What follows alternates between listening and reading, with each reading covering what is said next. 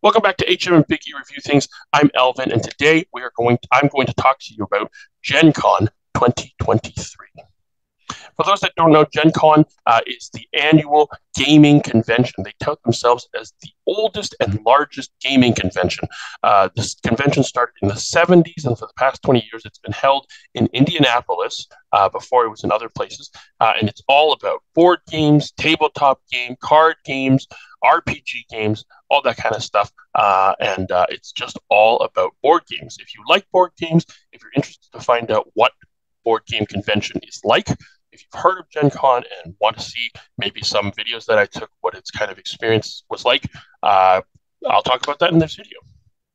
If you've seen our other videos grading and reviewing cons, you know that we use our 4E system. That would be experience, exhibitors, entertainment, and event flow. So first, let me talk about the experience. Entering, we went on a Thursday. It's a 4-day conference or a convention from Thursday to Sunday. We arrived Thursday night just to pick up our badges, and the experience, even though it was late in the day on the first day, a lot of people were there, and a lot of people were very energetic and enthused about being there. And so the energy was generally pretty good. There was, there wasn't as many people cosplaying as usual. Maybe that's just the nature of board game conventions. You can't really dress up or cosplay as a meeple. I guess you can. There were some more cosplays on Saturday. But people were generally very excited. People are passionate about board games. That's why they're coming to a board game convention. Aside from that, the experience is a little bit different than at Comic Con conventions that I've been to. The experience of walking around the halls and that kind of stuff really is just a lot about learning about board games, trying board games, and buying board games. And so there aren't any big kickoff events, big headliner stars or events or product launches that's really, really kind of everyone tunes into at the con. So the experience is good if you like board games, but kind of with that lens, I guess everything is a little bit more toned down compared to a comic convention, especially some of the big ones that I've been to. And so I'm going to give that a solid B for experience. A lot of people, and part of the experience is event flow, which we'll talk about at the end. So I'm going to give that a B. The next one is exhibitors. Again, because this is a board game convention, everything has to be seen from that lens. This gets a solid A. All the big publishers are there. Fantasy Flight, Asmodee, Czech Games, I think Stonemaier had a table, Ravensburger, Restoration Games were about one of these games. All Catan, all of these games and these developers are there. Leader Games. Anyways, those were some of the bigger ones that I remember off the top of my head. And then you have, board game reviewers and streamers and stuff like that that were there, walking around. They had their own booth. They had some panels. Exhibitors, easily a top-notch A. They're there. They're showcasing their most popular board games. They're showcasing board games that are newly released that you can only buy at Gen Con.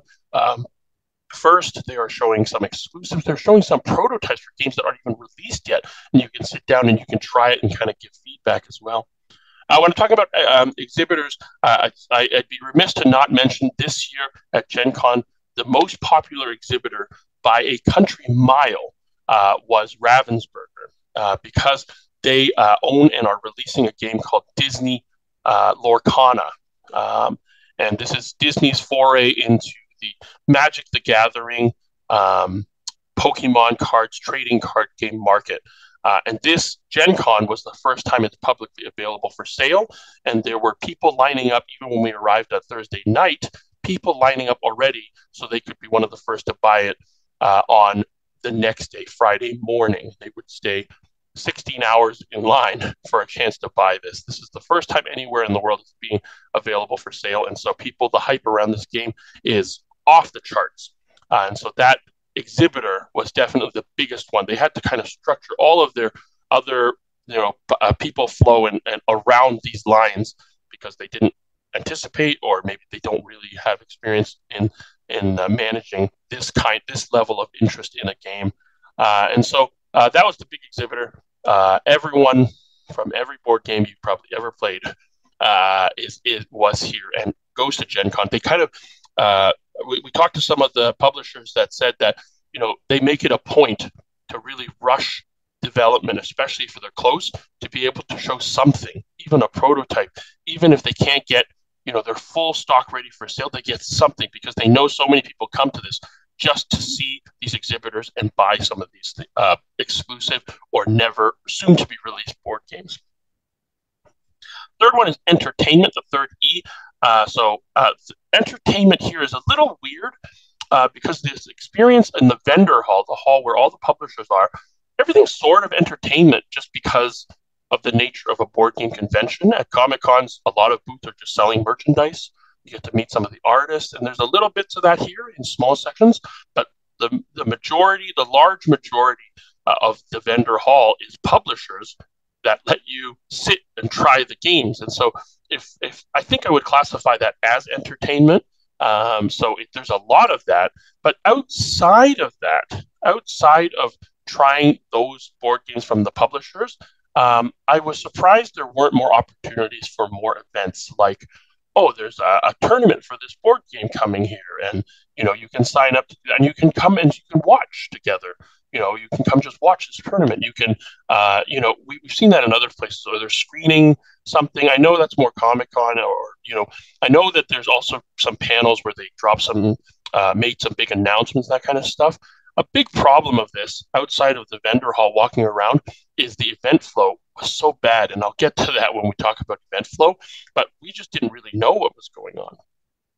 The other big way to experience some of the different entertainment and things to do there was after registration, there was a certain day where all the events registrations opened online, and you could sign up for them, and we logged in right when the queue opened. And if you've had any experience with some of these very high demand virtual queues and online queues, we were some 5,000, 7,000, 15,000th person in line. So by the time it came to our turn, everything was booked out. Everything that we were interested in was booked out. And so it's also overwhelming, their list of events. It's some like 20,000 events, things that you can do, but some of them are just like, oh, in this room, you can come play this board game at this time if you want. And then so if you didn't know what you were looking for, it wasn't easy to find something that you might be interested in. And so that's a knock against that, but that's also sort of, I'll talk about that a little bit in event flow as well.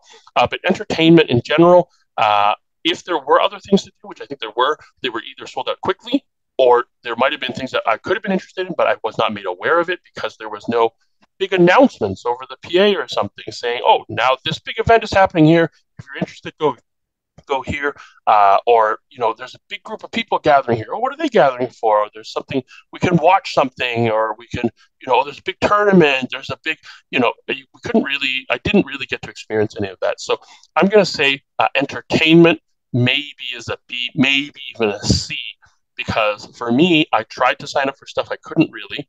I know there was other stuff to do, but it disappeared all, and we had 5 of us all trying, and none of us could get anything we wanted.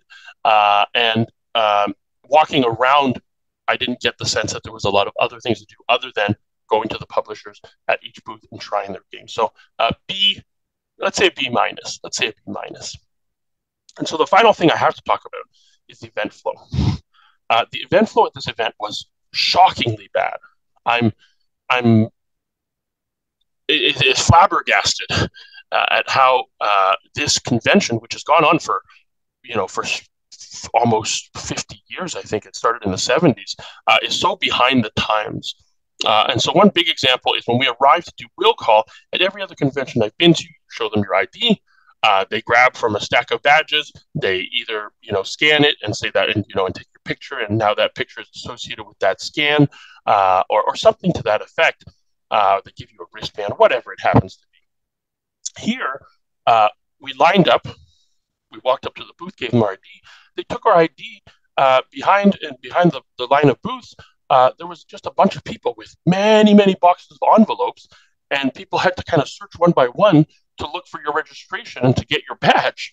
Uh, and it was shocking. And inside the envelope was, your any paper tickets to go to any events you wanted. A paper ticket. You had to give a little paper ticket event. If you lost it, that's too bad.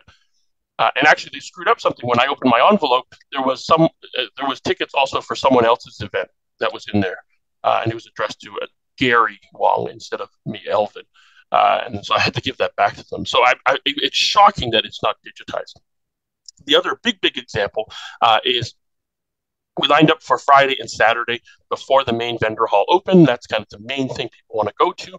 And almost every other con, there's clear lineups, usually outside the building or whatever, until the doors open, and you tap your badge to get in, and they just check your picture, or there's a person checking you one by one as you kind of go in. This one, there was nothing. There was no lines.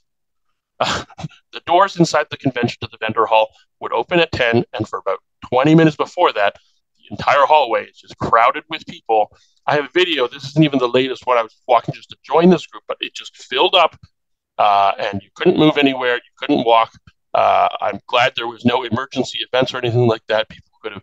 I'm guessing it's a violation of fire codes and safety. People could have gotten trampled. Like when the doors opened, people just kind of moved in as a big mob, and thankfully, people weren't like running or pushing or anything like that. It was generally fairly orderly. But I'm just surprised that there isn't a more organized lineup system for entering the main hall, the biggest thing of a convention. So those are the two big highlights of how I thought event flow was pretty bad.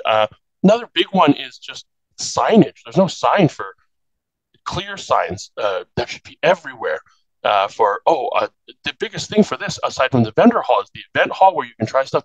And at Lucas Oil Stadium, where the Colts play, there was an open gaming library. You can go and you can just check out board games to play.